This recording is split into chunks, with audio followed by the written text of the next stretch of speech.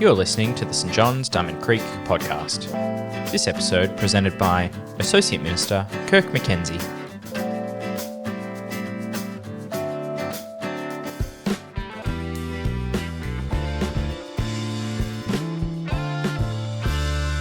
Matthew chapter 5, verses 1 to 12. When Jesus saw the crowds, he went up on a mountainside and sat down. His disciples came to him and he began to teach them. Jesus said, "Blessed are the poor in spirit, for theirs is the kingdom of heaven. Blessed are those who mourn, for they will be comforted. Blessed are the meek, for they will inherit the earth. Blessed are those who hunger and thirst for righteousness, for they will be filled. Blessed are the merciful, for they will be shown mercy. Blessed are the pure in heart, for they will see God. Blessed are the peacemakers, for they will be called children of God. Blessed are those who are persecuted because of righteousness, for theirs is the kingdom of heaven. Blessed are you when people insult you, persecute you, and falsely say all kinds of evil against you because of me. Rejoice and be glad, because great is your reward in heaven. For in the same way they persecuted the prophets who were before you. This is the word of the Lord. Thanks be to God." Well, isn't it nice to be doing teaching from the couch instead of the hassle of standing up? So much more comfy doing it sitting down with my blankie. In fact, it could be a little bit more comfy. Belle, could you just pass me those cushions, please? Oh, here you go. Oh, thank you. I just love feeling comfortable, and these comfy cushions are really going to help with that. Actually, do you know, does this couch have seat warmers, like there's electric seat warmer feature? No, sorry, not here. I have to get a nice car to do that. That's a shame. Oh well, I know some of the top line couches do have that. Anyway, I do love a comfy couch. I also love like recliners. You know, those ones where you can, go back or you can put the seat up, although I do find the handle a bit of a hassle. You know, arm going back, arm going forward, such a sore arm. I do prefer the electric recliners where you just use a little button. Much more convenient. Anyway, it's good to be comfy for today's teaching. Our series that we're in at the moment is called Our Deepest Desires. Each week, what we're doing is we're taking a desire that each of us will have at various points in our life, and we're looking at how, if it becomes a really big part of our life, as in it really takes over our decision making, it takes up a lot of our focus and a lot of our energy, how that desire can become a problem. So we've already looked at our deep desire for power and our deep desire for approval. And when those things become big controlling desires, they really do mess up our life. But of course, each week we're not just looking at the mess these desires can make, we're also looking at who God is and how when we enter a relationship with Him, He offers us a great alternative, a better alternative to what those desires bring to our lives. Now this week, we're looking at our deep desire for comfort. Now advertisers have picked up on the fact that we all will have this desire at various times in our life. And so what they do is they present to us this vision for life that says that you can be very, very comfortable. And they can sell you products and services, like say a comfy couch, that is going to make your life very comfortable and basically free from hassle, free from stress, free from debt. They're going to make your life so easy and so convenient that you are going to be happy and relaxed and problem-free all the time. And because you're a smart person, you know that that is an absolute load of rubbish. So even though it is a load of rubbish, it's an enticing load of rubbish. We do look at this vision the advertisers present us and go, oh, I would love to live that sort of life. But as much as this false vision is presented to us by the advertisers, we do get a much healthier idea of comfort presented to us by our culture in other ways. So if you were to type into YouTube search right now, comfort zone, you would get a whole bunch of videos telling you why it's really good for you to leave your comfort zone. To get uncomfortable is a good thing because that's the way we grow. And these videos will tell you that you're not going to achieve success, you're not going to achieve happiness, you're not going to achieve growth unless you, at times in your life, find yourself in uncomfortable situations. The Olympics is actually a really good example of this. Now, if you're watching this live, this will be the last day of the Olympics. And all those Olympians who have achieved excellence in their various sports have, of course, gone through a lot of uncomfortable training in order to achieve the success that they've achieved. It's a success to obviously even make the Olympics, let alone win something there. They would absolutely subscribe to the idea of no pain, no gain. Because the reality is, if you want to grow in any area of life, then you have to be uncomfortable at times in order to do that. It's not just in the area of fitness, it's all areas of life. Let me give you an example. Say you think that you get the sense that you're a socially awkward person. So you're not particularly confident in social situations. You find things like group conversations difficult. How are you going to grow in that part of your life? Well, you're definitely not going to grow by staying home by yourself all the time. That's not going to be effective. What you're going to need to do is to put yourself in social situations so that you can learn. Now, it's going to sometimes be difficult, it's going to be uncomfortable, maybe you're going to stuff a few things up, have a few embarrassing moments, but if you can keep putting yourself into those situations that you find uncomfortable and learn from them, then you're going to grow and eventually become more confident in social situations. But if we have a deep desire for comfort, and if all we want to do is protect our comfort, and if we think that any discomfort, any stressful situation, any painful situations are all bad, then we're not going to grow. And what we're also going to do is start to overreact to uncomfortable situations. We're going to overreact to discomfort if we have a deep desire for comfort. For example, I've had several conversations over the years with people who have told me that their boss at work was a bully. And so when I've asked them about what the boss does to make them a bully, to me, at least in my opinion, they haven't really sounded like a bully. It sounds like the boss has really just been keeping people accountable to the workplace standards. Just things like making sure people turn up on time, only use their phones during the break, speak to the customers before you socialize with your colleagues, these sort of things. And yeah, maybe the boss was a bit strict about those things, but in my opinion, the boss wasn't in the category of bully.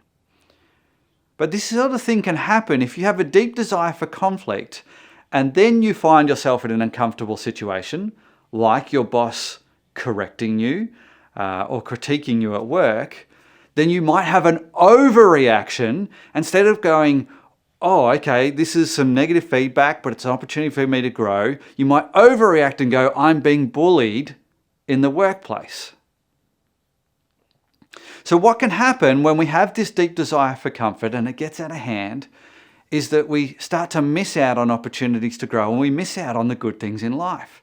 We think we're getting the good things in life because we're protecting our comfort, but we're missing out on the best things. And the very best thing about life from our Christian point of view is relationships. Our relationship with God and our relationship with people, the best, most important part of life. And when we protect our comfort, we will almost always end up with shallow relationships. Think about it. If you're protecting your comfort, you're going to avoid things like responsibility, and you're going to avoid things like commitment, because those things bring with them risk, difficulty, potential for conflict. They're not things that you're going to take on if you want to stay comfortable. And yet it's those things that help us to go deeper in relationships. And it's those things that help people to feel valued. If we protect our comfort, other people are going to feel neglected. They're going to feel like we don't really care about them. And so sometimes what's going to happen is our friends will feel that we are emotionally unavailable to them. And sometimes what's going to happen is when we deeply desire comfort, is that we might quit on things that otherwise we could have persisted with and got great value from. Maybe we'll quit on some study that we're doing, or quit a job that we could have persisted with, or quit on a relationship, or even a marriage. Now, I think it's worth saying that at this point, that some uncomfortable situations are worth quitting on, or are worth getting out of, because they do go into an abusive situation. So some bosses are bullies, and their behavior needs to be called out and they need to be held to account. Some stressful situations go on for too long and are actually bad for our health, and we need to remove ourselves from those situations. Some relationships are toxic and abusive, and we need to end those relationships. So please hear me clearly that not every single uncomfortable circumstance we find ourselves in is always a great opportunity to grow. Sometimes they're just a bad situation that we need to get out of.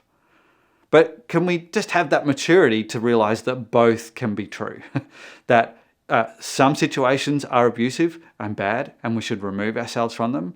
But a lot of situations that are uncomfortable are an excellent opportunity for us to grow. So, our culture presents to us this unhelpful idea that life can just sort of be pain and problem-free and we can just be comfortable all the time. But also we get this really sort of quite helpful idea of growing in uncomfortable situations. Now, the Bible has been saying this for thousands of years. And Jesus himself has been banging on about this too. For example, in Luke chapter 9, verse 23, Jesus says this: "Whoever wants to be my disciple," so a follower of me, "must deny themselves and take up their cross daily and follow me." Now, this is metaphorically speaking. So he's saying metaphorically, you need to pick up a symbol of suffering and death and carry it around with you. Doesn't sound like a very comfortable thing to be doing. Sounds like the exact opposite. But that's the life that Jesus calls his followers to. It's not always going to be easy. And if you look at Jesus' life and Jesus' teaching, you'll see that it's not always going to be comfortable, that's the human life and that's the path of following Jesus. It's not going to be smooth sailing the whole time. And especially if you want to grow as a Christian, if you want to grow in your relationship with God, it is definitely going to require leaving your comfort zone. But as we look at today's passage from Matthew chapter 5, we'll see that the Beatitudes, which is the name given to this particular section in Matthew chapter 5, that goes even further. It doesn't just say, this is Jesus doing the teaching here. He doesn't just say, hey, life's got some ups and downs and you need to be prepared for the difficult parts. He actually goes further than that and says, God blesses people in those uncomfortable circumstances. Now, earlier in the year, I did a talk where we talked about the word blessed a fair bit. And we talked about how it's a word that we use in church, but people often use the word blessed outside of church context as well.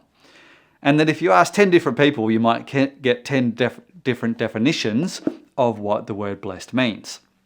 So, what does Jesus mean when he uses the word blessed here in Matthew chapter 5? Well, sometimes translators, when they're translating the original language into English, will actually translate it as happy. So that gives you a bit of a sense of where he's going there. But it's not a sense of like just feeling happy. Oh, I feel happy today. It's more of a state of being. And a person who has this state of being happy, it's because they have received the favor of God. It's not just because they're happy for whatever reason. It's definitely because they have received God's favor. So hopefully that's helpful for you. And as we look at some of the verses now in detail, have that in mind. State of happiness because you've received the favor of God.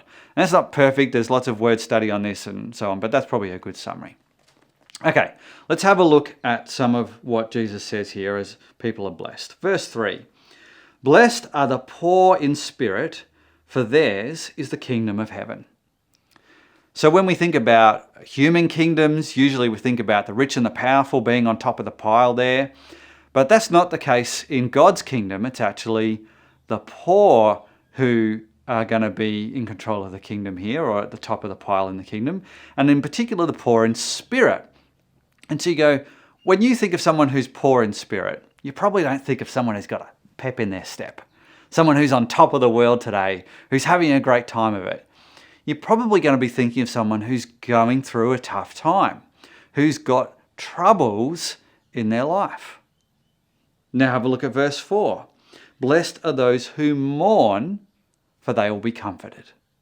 Now here's the word comfort being used by Jesus in quite a different way to the way I've presented it in the talk so far, and in the way we often think about it. It doesn't really have much to do with comfy lounge suites and nice holidays and lifestyles. And we're going to pick up on that image again soon.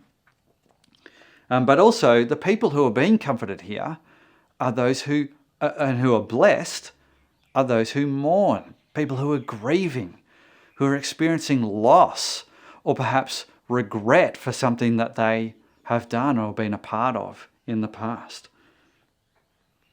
And then in verse 5, blessed are the meek, for they will inherit the earth. So the people who are going to be in charge of the earth, we would often think they're going to be the leaders, the sort of strong alpha types. But in God's plans, it's not. It's the meek, the people who go unnoticed, the quiet, unassuming types. They're the ones who are going to be in charge under God's rule. So what's going on here? Just in these first three blessings, what Jesus is doing is flipping the way things usually work in our world.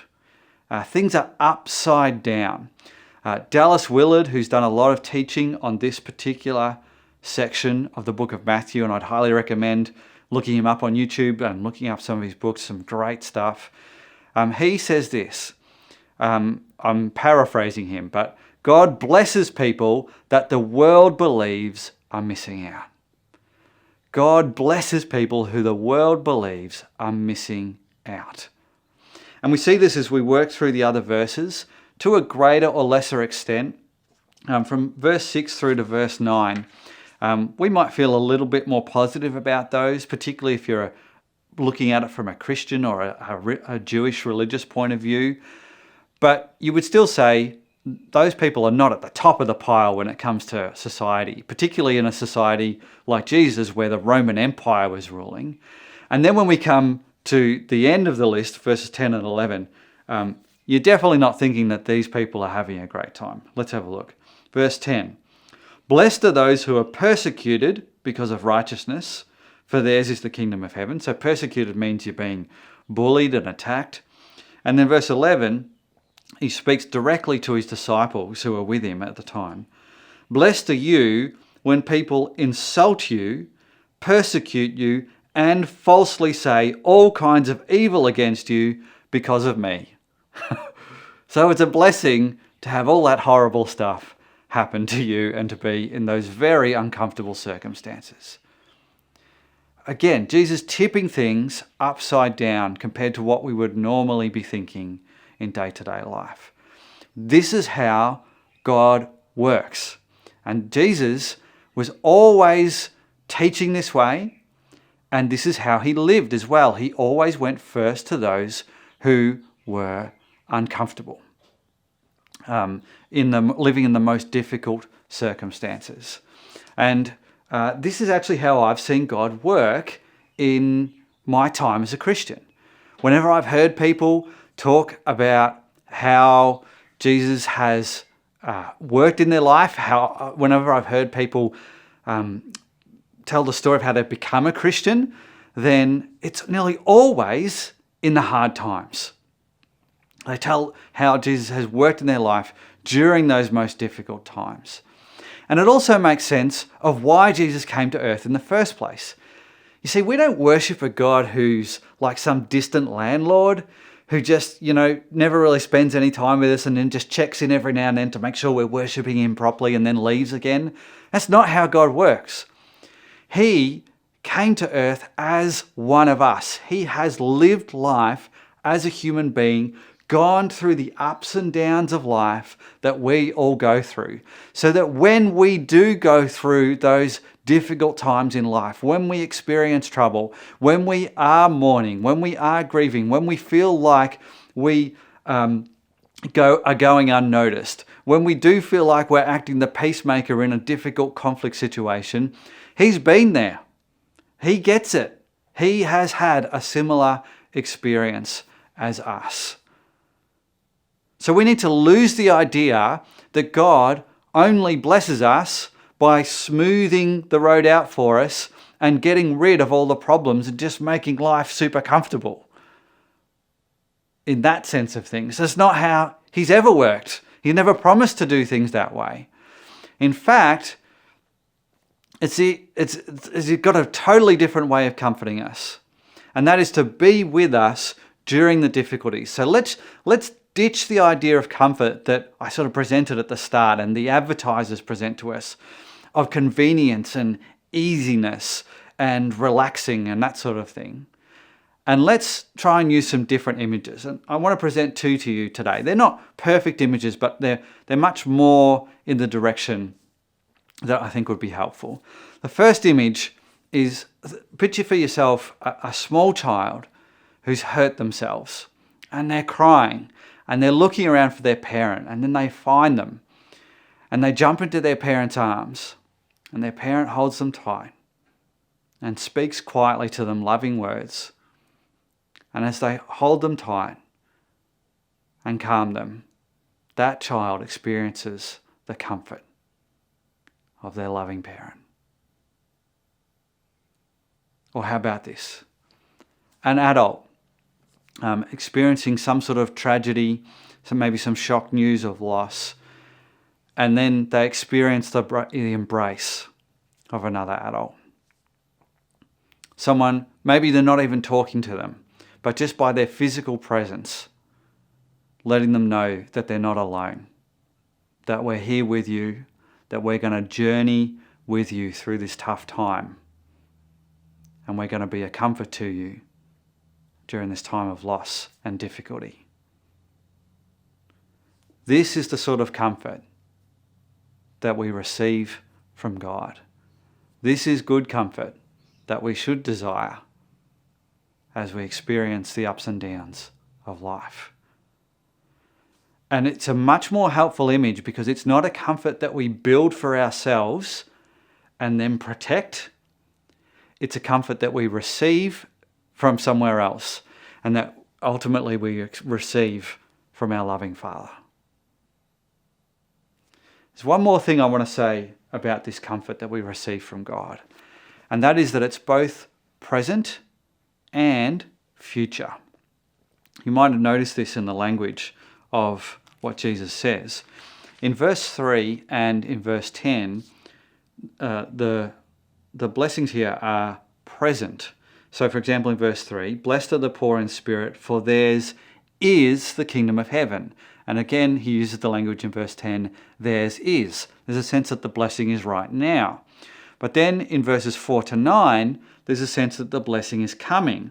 Blessed are those who mourn, for they will be comforted. And it goes on, they will. There's a sense that it hasn't arrived yet. Now, when Jesus gave this teaching, he hadn't died on the cross yet, his sacrificial death. He hadn't risen from the dead. He hadn't sent the Spirit into the world. And God's plan, which is throughout all human history, was still underway, and it still is, because his plan is to completely restore everything and to remove all the problems, all the suffering, and all broken relationships. And so, as much as a lot of the plan has been done and we can receive God's blessing now, it is a present reality. There's also a future reality that it's going to be better, and ultimately there will be, I guess, a greater comfort to come. So we sometimes talk about God's kingdom being now and not yet, in the sense that we're still waiting for it to fully arrive, but it has started to arrive. And there's a bit of mystery to this in the Christian faith, in the sense that we have a hope for it, we have a down payment for it, there is evidence for it, but we don't know exactly when it's going to fully arrive and exactly what it will look like. But that plan is still unfolding. So there's present blessing, but there's also future blessing to look forward to. And certainly here in the start of Matthew chapter 5, we get a sense of that in what Jesus is saying. So, today, if you are currently experiencing uncomfortable circumstances in life, perhaps you are in a position where you're mourning, there is conflict that you'd love to bring peace to, if you're resonating with some of what Jesus has been saying in the passage, I encourage you to look to Jesus for comfort in these circumstances right now. He is with you and he gets it. I want to especially encourage you, if you're not yet a follower of Jesus, this could be the time for you to look to Jesus and to begin that relationship with him. It's as simple as asking for some help. Saying, Jesus, a prayer as simple as, Jesus, I'm in a bit of a spot here. Could you please help me? And remember, we're doing that not in the sense of like, can you please get me to where the advertisers promised life could be? Because that's a load of rubbish. But could you please be with me and comfort me in that real important way that I need right now? And for those of you who already follow Jesus, obviously we want to be absorbing this and inviting Jesus to comfort us in those times of need. But also, this is such good news. We need to share it. We need to share it with our words and our actions, both. And I know that God has been challenging some of you to share your faith more. And maybe you're going, okay, I'm up for the challenge. Where do I start? Who do I, I'm going to have to step out of my comfort zone to do this. Who do I do that with first? Well, I think we get a great lead here from Jesus, as we always do. And that is, why not go to those that the world would consider to be missing out? Look around to the people in your life and see who's doing it difficult, who is mourning, who gets overlooked by others in our society, who's in need of some peace in their life. Go to them, offer them some good news, offer them some real comfort.